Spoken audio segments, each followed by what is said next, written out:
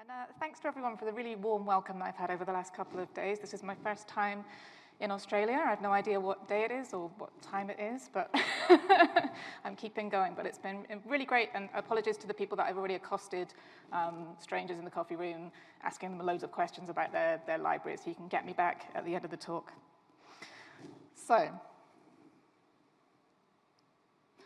I'm not allowed to leave Edinburgh, or the office really, and certainly not the country, without talking about the MSc in Digital Education. I'm the current program director for this program. It's a fully online distance program, so we have students from all around the world, usually mid-career professionals, and we're really exploring critically the relationship between education and digital cultures. We have a full MSc program, a postgraduate certificate, and also a diploma. Please tell your friends. Okay, so the main library I'm going to be talking about today that I've been working with, actually I've been working with for a really long time. I used to work in fundraising and development before I did my PhD, and then I also worked for the Digital Library for 2 years before going on to take on an academic role. So I've actually realized that I've been using this library since 1993. It's during my undergraduate years at Edinburgh.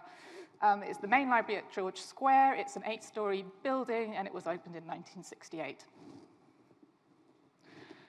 Obviously, the library itself dates well before then.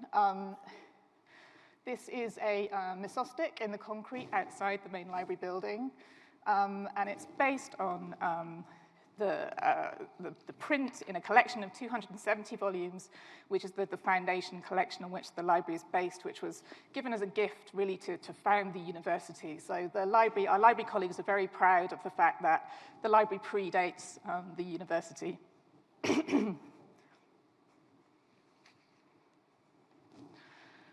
So I'm going to describe what I've been doing recently as an organizational ethnography, because that's the kind of work that I've been most interested in recent years. And the sort of process or the method is reading the library. And this is a photograph that I took outside the main library building of an older process that is still embedded in the wall. So even when I was an undergraduate, you used to be able to go and post your return library books through that letterbox in the wall, which is a great early technology for processing book returns. It's closed now. I tested it the other day when I took that photograph, and it kind of feels a bit sad, but it's nice to have it there as a memory of the previous process. So the library contains that collection that I mentioned that was gifted in the 1580s by Clement Little to the library. It still contains that collection. I think my library colleagues kind of think, well, of course it still has those books. When I first started working with them, I was like, really? They're from the 1580s. I can't believe that you still have that stuff. But the library colleagues, I think it's more, well, that's our job, that's what we do, of course we still have them, and it took me a while in the kind of fundraising and development roles to start creating a bit of a fanfare about what my library colleagues did, because they had done such a great job over such a long period of time.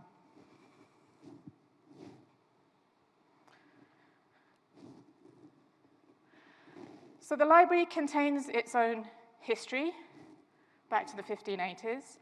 But it also, in more recent years, contains its own media history. So I'm not going to show you these videos because we don't really have the time, but there's a fantastic 1968 video of when that library building opened. Fantastic fashion, a lovely clippy commentary, but it's really useful as someone that's interested in organizing practices to be able to look back and see how the library was organized in 1968, what students were being told to do, and how that has changed, and also what has not changed.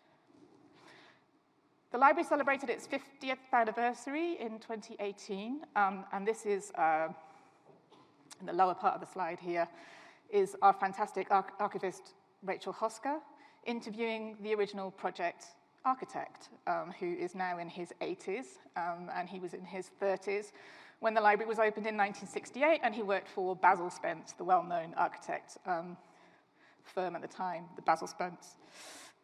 And it's a really great interview because you can relate it back to the earlier 1968 film.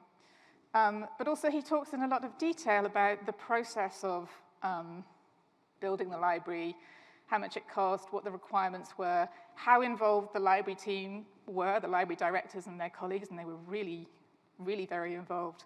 But right down to the detail of building a library at that time, so choosing the cutlery, choosing a typeface for everything, for all the signage, and that font was then replicated in the typewriters that the secretaries used. So the attention to detail was pretty amazing. What was also of interest to me is that Andrew Merrilees goes on to list the different kinds of materials that were used in the making of the building. Danish white beech, Burmese teak, Irish granite, Japanese mosaics, Norwegian quartz, Portland limestone, Riven York stone, Pirelli rubber, because it was stiletto-proof. And he also says, we were building a building for books, and it's lasted 50 years, and it's undergone some redevelopment, but hopefully it'll last another 50 years to come. But what particularly caught my attention, because I was there at the presentation that you see the slide from there, was that he talked about the Portland limestone on the external walls of the building and said every piece is a work of art because it's embedded with crustaceans. I thought it was made of concrete. In fact, my library colleagues who've been working there for years and years also thought it was concrete. And so I kind of followed this up and went out and took some photographs and tried to read this shot that you're seeing here and work out what it was that I was looking at, which I couldn't do by myself. I needed some expert help. We have a geological museum at the university, and I contacted them and said, okay, I know this is really basic if you're a geologist, but what exactly am I looking at? And so I learned a new word, which is fossiliferous, embedded with crustaceans, and these are apparently mainly bivalves. But it made me think about, firstly, about how the library is made, what it's made of, where its materials come from, and also how old it is. So actually we have a library that's from the 1960s. It's also from the 1580s. It's also from the age of reptiles. It's from Scotland. It's also from Denmark, from Burma, from Ireland, from Japan, from Norway, from Portland. And it's made me think differently about the composition of a building, but also the composition of a library. So the question that I've been working with for a while now is what makes a library? And you can put in brackets under that, I guess, also who makes a library, but for me that's going to come next. So I'm interested in where is the library, particularly working as I do in online distance education, and also when is the library? So I'm also really interested in time studies and what different times are pulled into the same space.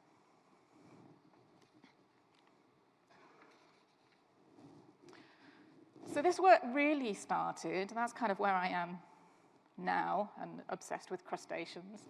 But this work really started with some work that I was asked to do by library colleagues, where they just wanted to know more about student use of the library overall, and particularly focused on that main library building, which isn't the only library building, I should add, on the campus.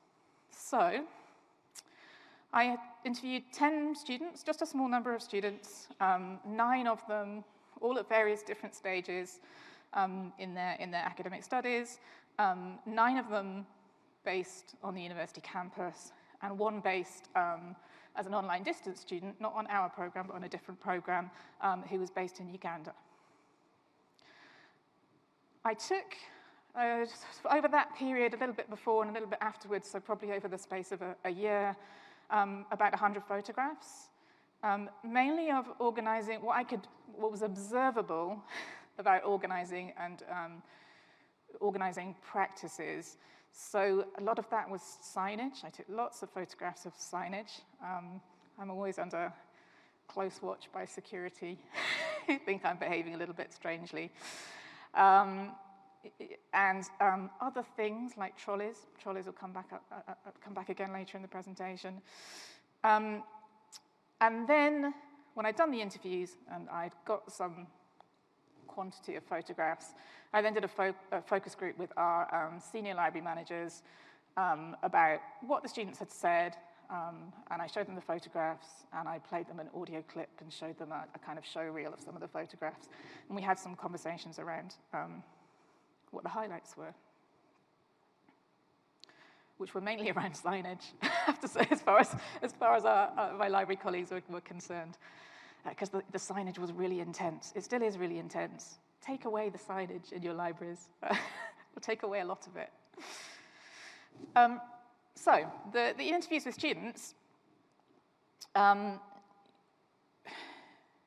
had really interesting, in-depth, they were really open and really honest and really interested to talk about their use of the library building. And we did the interviews in the library so that I could use the building to structure the interviews, and we could talk about where they went and what they did and why they were there.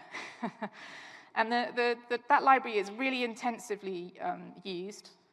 And so one of the questions I ended up asking, because they were saying, no, we don't really need to use the book collections that much, and I've got Wi-Fi in my flat at home, and sometimes I study in a coffee shop. But then they were also saying, the library's really busy, sometimes you can't even get a seat. Why does it get so full? Is there anything that the library can do about that? And so the question that kept kind of occurring to me was, well, why are you coming here? You say you don't need to come here, but you're really worried about not being able to come here, so that didn't really seem to match up for me. And so I kind of started asking, is there something about the library being a library that makes the space different? And I'd spoken to a few people now, and well, you're saying you could be here, you could be somewhere else. Why do you keep coming? And this was the main response. To be unhappy together. Communal suffering. And this was a postgraduate student studying health. And her undergraduate had been in art and architecture, and she said, yeah, it's kind of the communal suffering. There are other people suffering around me doing work. And you're working in a quiet space around other people doing work that makes it less isolating than sitting at home doing work. And then she goes on to say, and it's funny how you can give something a name and structure it a bit differently than other things. So calling something a library, and people behave differently, and you come to the library and you think, okay, people are going to be doing work, it should be productive. That's why everyone's here. And generally, it's a conducive environment to get work done. And I think I had thought that some of the student interviews would really focus on digital resources, and although I was interviewing them in the building, partly about the building, so maybe I shouldn't have been surprised. But this was the communal suffering, that idea of community and working together with other people, about which they were really specific, by the way. Like, I go to the 4th floor and sit with, because that's where the people on my course go, or I go to the 3rd floor, because I don't want to go to the place where the people on my course go. Or sometimes I go with my friend, and if I go with my friend, then we go here, and if I come on my own, then I'll go to this different place, and if I go here, I'll wear earphones. And they were really, really specific, and I came to understand the building as a heavily inhabited space. And so it kept coming up. Do you think, what do you think people are looking for? Is it just quiet space? But they used the word atmosphere, and I wasn't using it. I obviously used the word quiet, but I wasn't using the word atmosphere, and it came up. I think you've got 3 different interviewees here out of a small number of 9 that were talking about it, and they weren't actually the only ones. A quiet atmosphere, a working atmosphere. I also asked them about other libraries. I asked them about, you obviously use the university library. Do you also use the National Library? Because it's just down the road. It's maybe a 10-minute walk from the main library building. Do you use the Central Library, also directly opposite the other side of the street to the National Library? There was a bit of confusion. They didn't really seem to understand the difference between the National Library and the Central Public Library on the other side of the road. So they got them confused, which made me think that we don't do a good enough job of explaining the city library network to students so that they understand that. But again, the National Library was all right. It was just the atmosphere, really, respectful of the peace and quiet. So I've been trying to understand this and think about this in terms of architecture and spaces and library spaces, and this is work by Palasma. He's a well-known Finnish architectural theorist, who says that true architectural experiences are verbs. And so I was starting to think, what kind of verb is the library? What kind of verb would your library be? Is it about reading, writing, studying? And he goes on to say, once we've assessed a space inviting and pleasant or uninviting and depressing, we can't alter that first-hand judgment. We become attached to certain settings and remain alienated in other kinds of settings. Although I did speak to one student who said she wouldn't use the lifts to start with because she was, it's a huge, huge building. She was intimidated by the scale of the library. And gradually, as she progressed through her first, second, third year, she would go further up the building. But she wouldn't use the lift because she didn't know where the lift was going to stop and what was going to be there when she got out. She said she was worried about people looking at her, and then she realized that everyone just looked at you strangely all the time when you were in the library because you were making a noise. But the sort of specific routes and spaces and places that they were telling me about were all about becoming attached to the spaces that they kind of made their own within the building. So Palasma goes on to say, and this is something I kind of want to come back to in my research and maybe explore a bit more, is about historical density, which obviously is relevant to libraries and museums and galleries and the wider university and the places that we work in, where he says, don't we seek historically dense settings because they connect us experientially and imaginatively with past life? And we feel safe and enriched. I think the safe and enriched part is maybe, we could argue about that. We feel part of a temporal continuum, and I think that's really important in designing space. I think it's really, I don't know how we do it with digital space, but I think it's really important there too. A couple of themes I'm just going to touch on before I come back to this, this idea of atmosphere. One of the themes was what I've, for want of a better phrase, called bird played ebook, which is with the students struggling with what something was, where I think that we are very familiar with the sort of categories of journal, book, ebook, online journal. That was confusing for the students, as was the difference between other things like the catalog and different databases. And we would say, well, if I can't find it in the ProQuest database, then I go and search the catalog. Although they didn't call it the catalog, they called it DiscoverEd because that's how we've branded it. Whereas I knew that when they were looking through DiscoverEd, they were already looking at the... So there was a lot of confusion about, they thought they knew what they were doing, and I knew that they'd not quite got it. And then the other theme that I picked out was about translation and navigation. So I only interviewed one online distance student, and I insisted on including them because those are the kind of students that I'm working with all the time, and I thought it was be interesting to talk about the library to someone who never went to the library, was never going to visit the library from Uganda, and if they had access to resources, they would also be quite different. So I'm interested in how the library is experienced when there isn't a building to hang everything on, because I think a lot of the ways that in which we talk about libraries are based around the building and the processes that we're all really familiar with and processes that have been around for hundreds of years.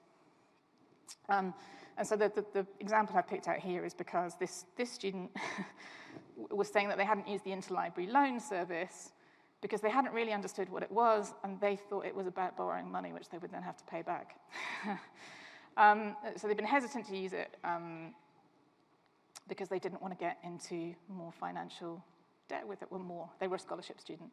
They didn't want to get into financial debt with their school because they weren't going to be able to pay it back. The other thing I started doing alongside that interview work, and continue to do actually, is dipping in rather than thoroughly analyzing the #library_life threads on Twitter. And something that came up one of the days that I was looking at this was this student who is not a University of Edinburgh student. I think they were based in the States, and they had just started day one of their museum studies course. And I was thinking, okay, this student is actually trying to recreate some kind of library in their house by lighting a candle that smells like one. Which I thought was sort of weird but kind of interesting. And then I was thinking, actually, you could make some money out of doing that. And then I looked it up and found that people already were making money out of doing that. So, so that's me just responding to that stranger on the internet saying, yeah, I was just thinking that's a great idea for a candle, but then the internet tells me it's already a thing. Who knew? And she goes on to say, mine smells like a library in an old English manor house. I don't know how she knows that that was the smell, but maybe that was what it was called. We need one that smells more like a research library. So my response was, that would smell of coffee and stress. That's what our 1960s libraries. I love the idea of a candle that smells like an English manor house in my library, but it's not quite the reality that we're working with at the moment.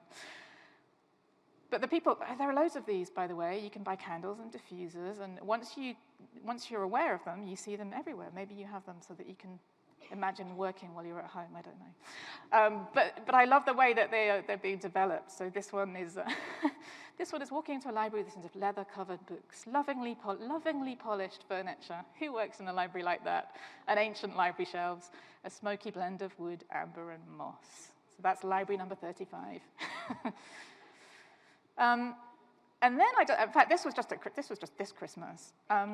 You can also buy a candle, and this was in my local florist. I didn't really go looking for this.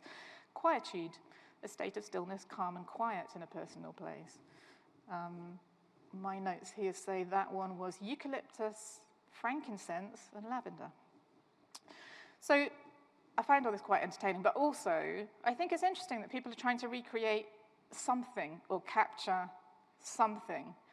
And partly that, yes, that's nostalgia, but are there things that we can do to make sure that there are quiet spaces and that the library doesn't smell of coffee and stress? I think there are some things that we can do without, and it all sounds quite luxurious. I'm not suggesting that we start providing candles in the library, but I'm interested in the idea that people are looking for something. So the next project, so we did the interviews with students. I spent some time surfing Twitter and looking at what people were doing in relation to libraries. And then we did this other small project on code space, which I called Data Bodies in the Library, and then I've had to carry on explaining to people that it's a clever play on an Agatha Christie novel a title, and then it's not such a clever title when you have to explain it all the time. And this was really drawing the way. That's my library card there. That's my hard copy of the book, and that's my library card, which has 3 different codes on it. I was interested to find 3 different numeric codes and a barcode. So this comes from Kitchen and Dodge. And what Kitchen and Dodge say about code space, as they imagine it, is a space that is dependent on software for it to be transduced as intended, where the relationship between the software and the space is dyadic, they're mutually constituted, and that one is produced through another. And I think that is probably a really good description of libraries at this point in time, and probably has been for a while. I don't know what would happen if we turned the internet off, and how many of those processes from 1968 that were in the first video we could necessarily go back to. So libraries are famously heavily encoded spaces, based around storage and retrieval and being able to find things and categorize them. And then there are other sort of layers of code that have been introduced later on. At the top there, that's another mesostic. Might take me the rest of the presentation to explain what one is.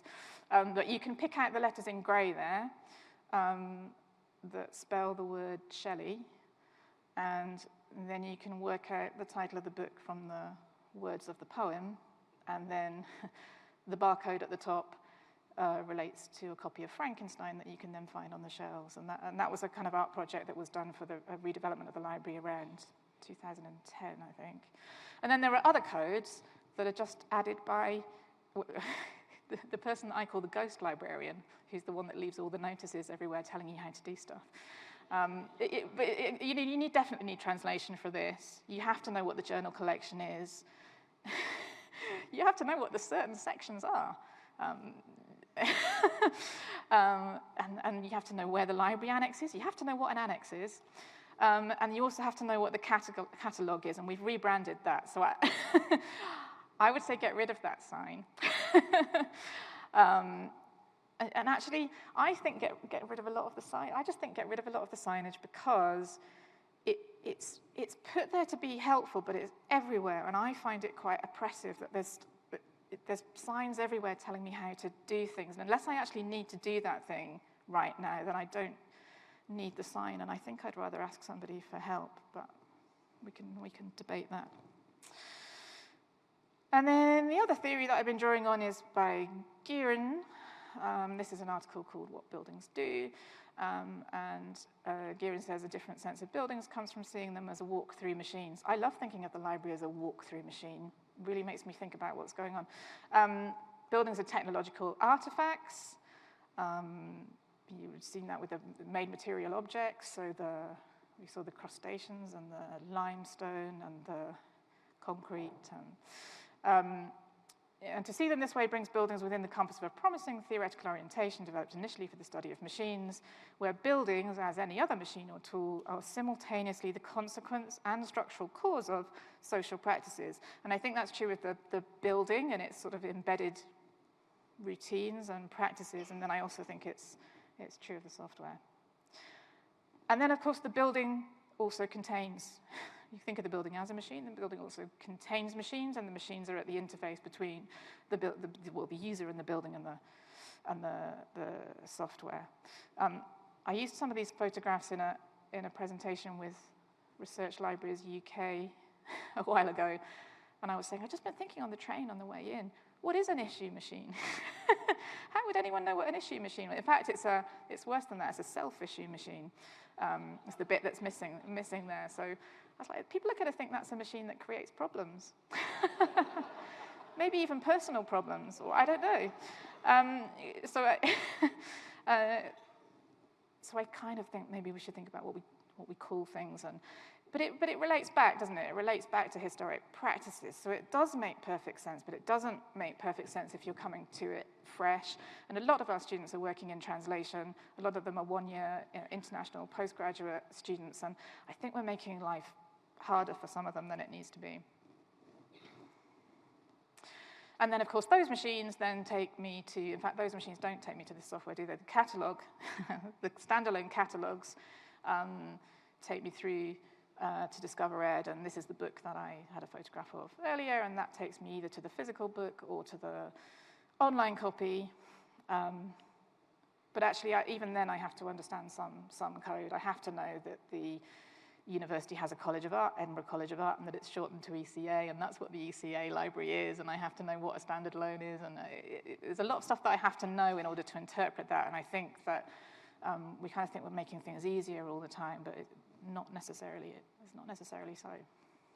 And then eventually, that takes me to an ebook platform, which will then take me to the online version of the book. I like to think that maybe ebook platforms are getting better. I think some people are going to be talking about that throughout the conference. I'd be quite interested in that. My colleagues really hate them because of the differences between platforms. Again, the sort of encoded symbols within the platforms, what you can do on one platform, you can't necessarily do on another platform. I don't need to tell you this. Perhaps it has got better. I'm not so sure. It really bugs me when ebook platforms and other kinds of platforms and journal platforms, when you have to understand the sort of series of logins and symbols, and if you want to have you can have a reference shelf, but you've got to have a different one, and it's very complicated. And then the other thing that we wanted to look at was what I, again, cleverly called the day-to-day in a day-to-day. And that was just a sort of exploratory, really short project that I did with a temporary colleague who was a data scientist, just to look at we looked at the building, and we've talked to some of the students, and we've done the focus group with the staff, and so it's all been really exploratory and thinking of like what would a bigger ethnographic project look like. But we hadn't looked at any data, so there were what the students were actually doing, and then there were the data traces that we thought we could look at of what they were doing online. So at this point, and I should say I was also working with the National Library of Scotland, I've really focused on University of Edinburgh Library today, but we tried to do some comparative work at this point. National Library of Scotland were migrating to Alma at that point, so they were pretty busy. But I wanted to look at what people were reading in a day, because I thought that would be a fun thing to do, and I thought it would be a good way of exploring the data. It was way harder than I anticipated. Maybe not a surprise to you, but it was, it was a surprise to me. And what I found was that we went from this kind of data, which is the Special Collections Reading Room data from the main library at Edinburgh. And the data science assistant that I was working with was really confused by this because it's got musical instruments in it. And he was like, was someone consulting a musical instrument? I thought it was a library, but we do have musical instrument collections. So this is obviously tiny, very, very small data, but really important to start off with so that you can try and understand what it is you're going to be looking at when you're looking at a bigger data set. We didn't work with big data anywhere near it. We only worked with small, tiny samples just to see what was possible to look at. And then very quickly, when we started looking at things, we went to stuff that was only really machine readable. And I think this is Easy Proxy logs, isn't it? Yeah, Easy Proxy. Thanks to Fiona, if she's out there, who did the presentation in this room. There she is, just before I did. I was really pleased that she found it really difficult to work with Easy Proxy logs. Only because I saw the title of her talk and thought, oh no, if she probably found it really, they probably did a really clever project. It was probably really simple, but I was pleased that it took you a long time.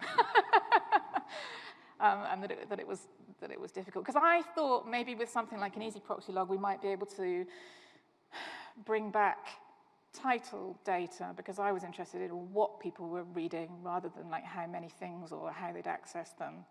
But actually we couldn't do it because we could have followed the log to bring up the web page to know what was being looked at, but then we would have had to scrape the title data and bring it back, and that was going to be a much bigger project than the kind of project we were working on. But we did learn quite a lot by looking at the different kinds of data that were available. I didn't draw this. I couldn't even explain it to you anymore, but the data scientist that I was working with drew this so we could try and understand what data we might be able to capture and what data we couldn't capture. And this is, so the user with the red arrow one there is off campus, and then within that box in the center is on campus, and then listed there you'll recognize all those different names of software layers. So this was Nicholas trying to work out what was going on, and then me saying, so I'm walking towards the library. What stops me first? Is it Easy Proxy or is it Shibboleth? And where would I be? He was very, very patient. I knew a little bit because what I didn't say earlier is that I did work for 2 years for the Digital Library, looking at working for the consortium, the Scottish Consortium for Digital Libraries, the SDLC, looking at shared purchasing of software. So I knew a bit, but not in the way that a kind of data scientist or a data architect or someone working in the library IT department would do. So, tiny things that we were able to look at as part of the experiments.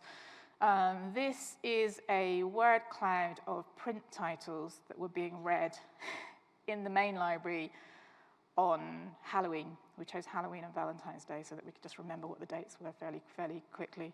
And there's a sort of better image of it there. So all that's doing is your usual basic word cloud pulling out keywords from different titles. So that was what was being read in the university library.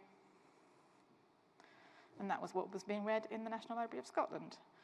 And I like these little sample bits of data and word clouds because you can then go back and say, why is theory such a big, really? And you can go back and look through and go, oh, okay, actually, yes. Theory was a really common word. And then there's little things that you can explain. So it was Halloween, and at least I think what was happening is that the National Library of Scotland staff were looking at their Christmas card collection so that they could work out their exhibition. So Christmas was coming up quite frequently, and cards and collections. So, having done all of that, I started to think about what does the library look like, thinking about the software library or the software architecture. You know, maybe a library doesn't look like a big building with concrete and crustaceans anymore. Maybe this is what the library looks like. Maybe this is what we mean now when we're talking about the library. Maybe there is a separation between the building and the software, and maybe we can just give students rooms with computers and forget about the library bit. I don't really think that, but you know. So this is University of Edinburgh kind of collage of the different software platforms that we were looking at, that actually most of which were in that diagram, except perhaps for Iliad and Luna, which was the digital image software platform, and DSpace, the repositories, and yeah, it got pretty complicated. I took a bit of a closer look at Alma, not to pick on Ex Libris here, it just happened to be what was being used at the time. And I got quite excited because I found out that the development requests were, so in terms of organizing, thinking about, okay, so that's what, I sort of know what the software's doing and that can be explained to me, and I kind of know a bit about the library organizing, but I don't really know how those things are kind of related to each other. And these development requests were open, and I kind of thought that was pretty cool, and I also quite enjoyed them because in my head, the requests are slightly passive-aggressive. Where people that are kind of quite frustrated with something, but trying to be very respectful and polite and in wording their irritation. This one is probably top of the pile for me, and it had 202 votes. The others had, I think, less than 100. This is probably all changed because this was at least probably about 18 months ago that I was looking at this, I would think. So when an item is returned at the library desk, Alma instantly changes the status to item in place, leading a user looking at that status in Primo to believe that the item is on the shelf. Oh, by the way, this is just whoever put in that request originally. So I started looking beyond the University of Edinburgh Library and just looking at the different people putting in requests from different universities, all using the same software. Because Edinburgh wasn't using Primo at the time, I don't think, to believe that an item is on the shelf. However, when an item is returned at the library desk, it is not instantly returned to the shelf. Often, it's placed on a returns trolley and reshelved later in the day or the next day. And what would be more useful is to assign a status of waiting shelving to an item when it's returned. So what I think is interesting there, what I think is interesting, probably not particularly interesting to you, is that the relationship between the software and the space completely excludes the trolley. And then when I'd taken all those photographs, there were loads of photographs of trolleys. They were a really important part of library organizing. And now I've become quite tragic in any library that I go to. I took a photo in the Victoria State Library only yesterday of the trolleys. So the software has a kind of, it has to work to some kind of common structure in order to work for lots of different libraries, but all libraries are different, and so you can see that, these kinds of problems, not just in terms of location, but also in terms of time, like waiting time.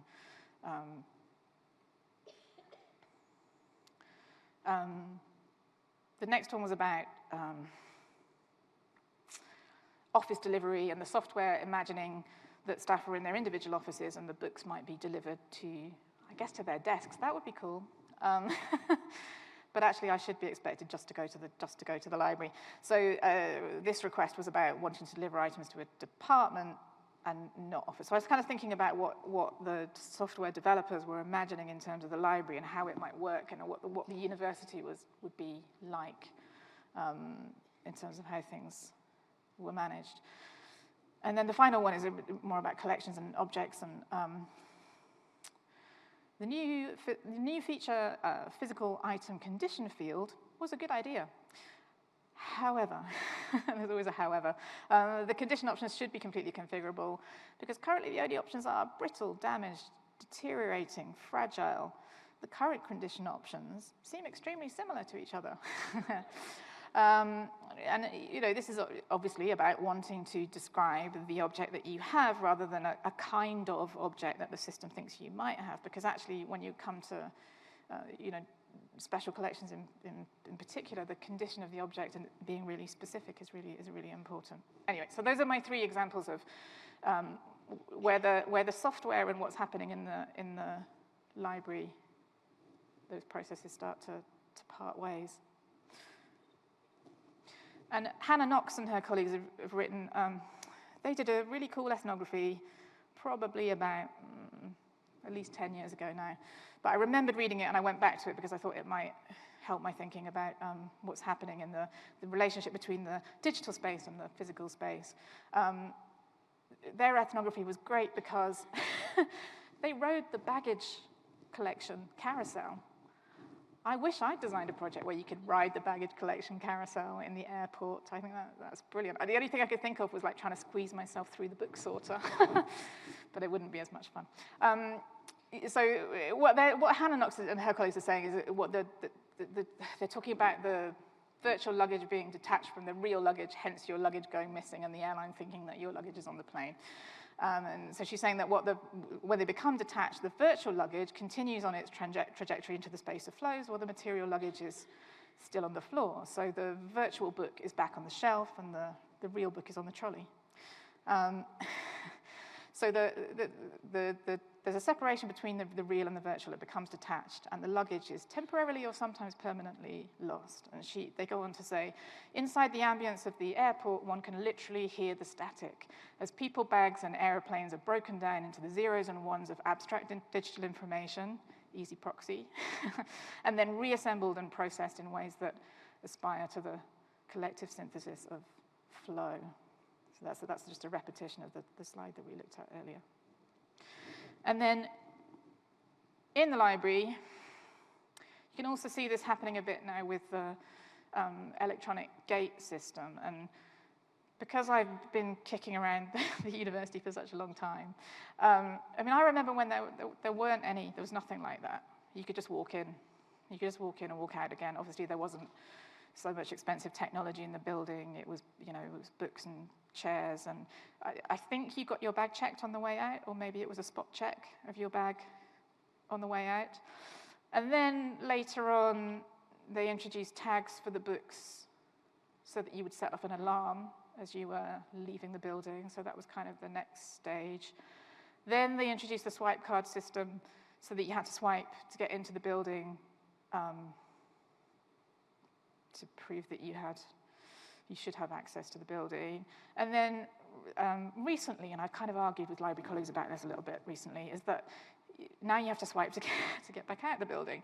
So from the olden days where you walked in, it's now really quite complicated to get in and then be allowed to get back out again. And as soon as they introduced the gate data for swiping back out again, I was like, okay, they must be doing something with my personal data. What are they doing, and why are they doing that? And of course, they're trying to look at patterns of not individual behavior, but they're trying to look at patterns by, postgraduates and undergraduates and students from different, who's using the building, and to get to that level of understanding of how the building is being used. And then, similarly to one of the earlier presentations, is about then being able to say to the faculty, this is why you're contributing this money towards this new service or space or whatever in the main library building. I'm not sure about it. I'm not sure about recording. We'll actually come back to this in a minute. So I'm not sure about recording all this information. If it's not, do we need it? I think in software generally and in wider society, and then I think sometimes in libraries and in universities, that we're gathering data because we can and because it's technically possible, and not really because we need it. But maybe that's just because I've been around for a long time, and I kind of think we don't need a traffic light system to know when the library's busy. Like, the students know when the library's busy because they're there all the time, and it's you can't get a seat, then you can't get a seat. But I know that there are arguments to the contrary, and I know that students are asking for things all the time, so I do understand to a certain extent. Talking of surveillance. I mean, is it a kind of it is a kind of surveillance, and that kind of troubles me a bit. I'm just going to talk briefly now about some other things that are going on that have been documented in more detail by people that are better equipped to do it than me, but I'm just going to talk through it a little bit, because there's a lot of stuff going on. At the time that I was doing the Data Bodies project, or doing that exploratory work, there was a CILIP privacy briefing that I picked up on, in which they say there's increasing anxiety in information work, and this is just in the UK, right? But I think it applies. There's increasing anxiety in information work about the tension between the freedom of access to information and the right of an individual to privacy concerning personal data, as well as the role of the information professional in defending people's right to seek out and access different kinds of information. And I think, I'm not really going to talk about the information profession today, but I'm interested in doing further work on what's happening in the information and related professions, because it's quite unusual now to have, I think, a profession, where it has such a code of conduct and a kind of ethical core and a way of thinking about things that's quite different to other professions, particularly in education technology, and I would say in publishing now. And I think it's an interesting point in time. Yeah, we as information professionals must be even more vigilant about protecting the interests of the users. If you didn't see this, I'd recommend reading it. Not if you're already really depressed about the state of the world, but this is in the blog, which is in the library with the lead pipe. I don't know if everybody has seen this, or if many of you will have seen this. It's an article by Sarah Lambden, and she is with City University in New York, and she is an academic working in law, but also with a previous library background. And this came out, just in November. And this is her raising a whole heap of concerns about publishers who are, some of whom are now the big publishing companies that are ceasing to call themselves publishers and are now calling themselves analysts, or they're data aggregators who are also doing analytics. And the issue that she's raising quite rightly here is that Thomson Reuters had developed a product called Clear, which is then being sold, which is based on aggregated data, and it's then being sold to law enforcement, including ICE, Immigration and Customs. And that perhaps that might be problematic for legal professionals who are also using software provided by Thomson Reuters for doing their day-to-day work. And how is that working at the moment, and what does that say about the future of library data?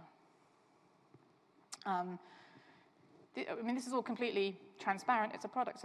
It's a Thomson Reuters product. I really recommend that you go and watch the video.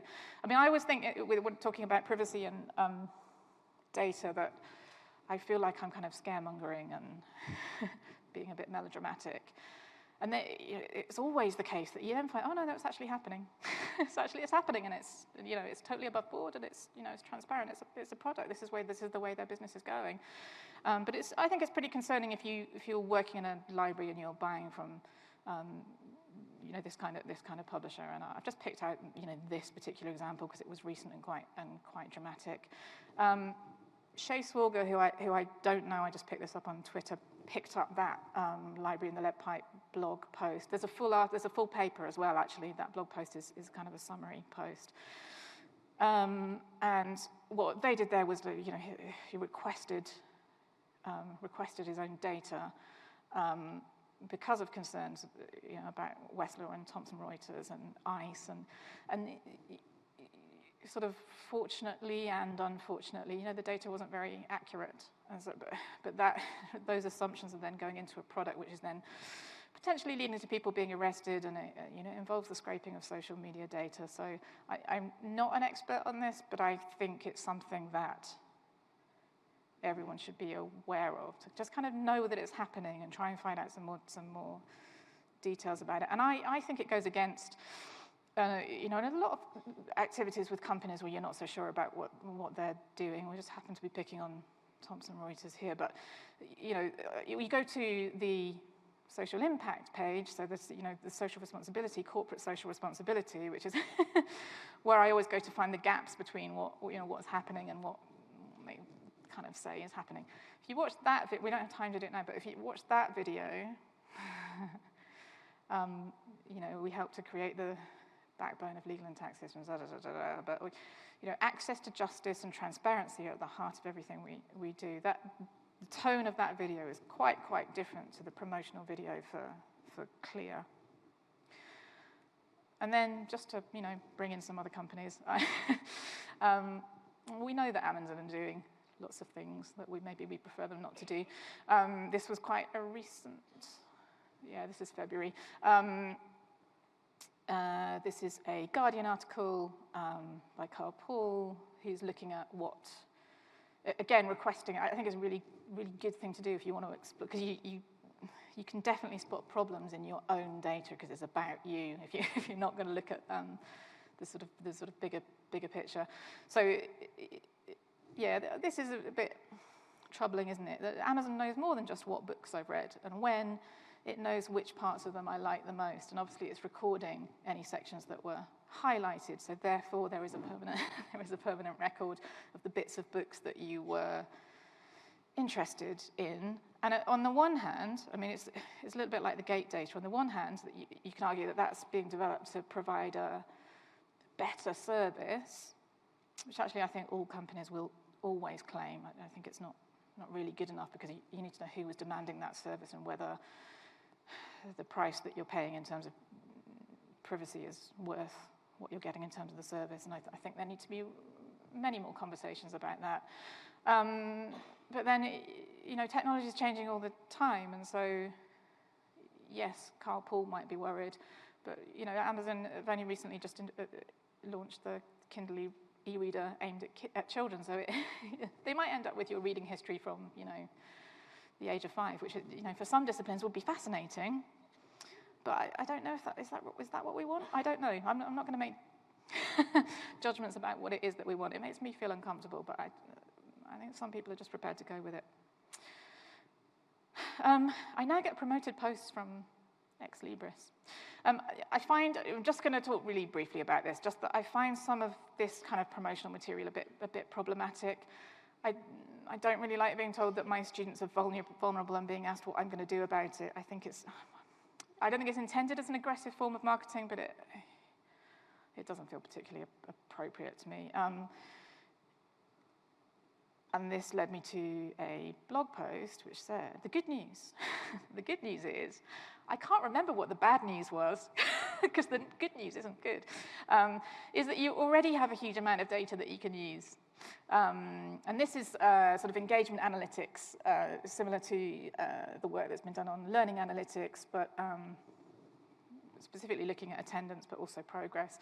So every time a student interacts with one of your online systems, they leave a valuable indicator of engagement. Each book checked out of the library, every learning resource accessed via online learning, and each class attended paints a picture of how an individual student is progressing. And I would argue it doesn't paint that picture. It does what it says it does, but I don't think it paints a picture of progress. It's just picking up the data points that are available, and I think there needs to be far more, you know, and maybe some of this is available. There needs to be far more research and evidence of whether this really, does it really, and even if it does, is it worth is it worth the kind of problematic access to personal data? I don't know. And this is part of the Campus M attendance tracking. Attendance tracking is not just, you know, Ex Libris. There's all kinds of products that are doing attendance tracking, which obviously is mainly to do with immigration requirements in universities. But I feel like it tries to make, not this product in particular, but the whole thing tries to make surveillance kind of palatable. And And this is the Campus M dashboard. I think it's interesting that again, you know, the sort of shift in what organizations are doing, particularly, you know, publishing companies, you know, shifting into being data aggregators, but also shifting, you know, in this case, away from the library and into the wider campus. And this kind of thing's not just happening in universities with that kind of products, it's happening elsewhere, it's happening in museums and galleries. This is an article from Gizmodo from 2017. Here's what 3 big museums, this is UK focused, here's what 3 big museums learn by tracking your phone. Yeah, again, the interest is in, well, what are people really interested in looking at? I think, well, can't you, don't you know already? I think it's the same with learning analytics. You kind of think, don't we know already some of these things? And then this was an article in the Washington Post in December, which my colleague Ben Williamson drew my attention to, about, you know, colleges turning student phones into surveillance machines, tracking the locations of hundreds of thousands of students. And this is an academic that was interviewed for this article, saying, there were 7 small Bluetooth beacons hidden around the auditorium lecture hall that connect with an app on the students' smartphones and boost their attendance points. When they skip class, the app sees that, logs their absence into a campus database that tracks them over time, and then can sync their grade. And it alerts this academic, who later contacts students to ask where they've been. His lecture has never been so full. They want those points, he says. They know I'm watching and acting on it. So behaviorally, they change. And you know, we could obviously, we've got 3 days of conference. We can have some more conversations about this kind of thing. But I think the important thing is to know that it's happening, whatever you think about it, just to be aware that these things are happening. And if you want the really dystopian view of education technology as it is just now, then follow my colleague Ben Williamson on Twitter. He's Ben Patrick Will on Twitter, and he's looking more at secondary education, I would say. But it's, yeah, the things that you kind of worry about are definitely, particularly in terms of tracking, are happening. Which leads me to Bauman and Lyon from their book Liquid Surveillance, where they say, and this is back in 2013, just as snails carry their homes, so the employees of the brave new liquid modern world must grow and carry their personal panopticons on their own bodies. So, okay. I've just got time for some cheerful slides. I'm aware that I'm standing between you and the drinks reception. I don't want everyone to go there depressed. So this is a slide that I use this slide quite a lot, because the next thing I think I want to look at in this kind of research work is looking at what's happening to, as I said before, what's happening to the library profession, or the library and information professions and the related professions. Are the robots coming for your jobs? I don't know. This robot is.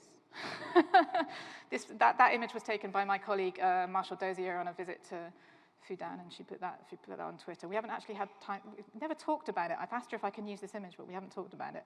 A medical library with a library bot, and she has facial recognition and addresses readers by name. So does the other. So does the other librarian. They're amazing. They've all got facial recognition.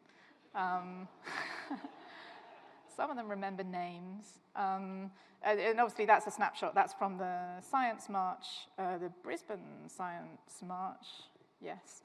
The first Science March.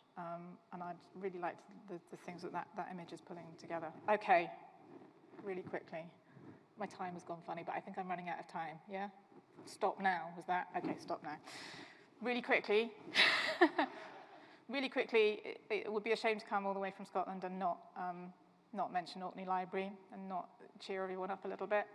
I think that what's happening in terms of digital public performance of libraries is really important, and I think what's happening on social media is great, and I think what Orkney Library in particular have been doing is fantastic, and I love seeing the conversations between Orkney Library and Shetland Library and the National Library of Scotland as if they were individuals. I think it's really important in communicating what library professionals do every day. I think it's really important in communicating the collections. I think it's really important in communicating library services. it's really important for tourism, interestingly. And just to end with Orkney Library is that they have 62.5, or when I last looked at this slide, they have 62,500 followers. The population of Orkney is 22,000 people. So they're doing something right there. And I'm going to stop on that note. Thank you.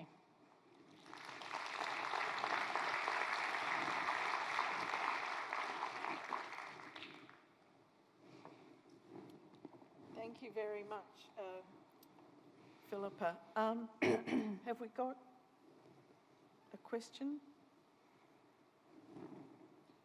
No? Everyone wants a drink. Sorry, I thought that...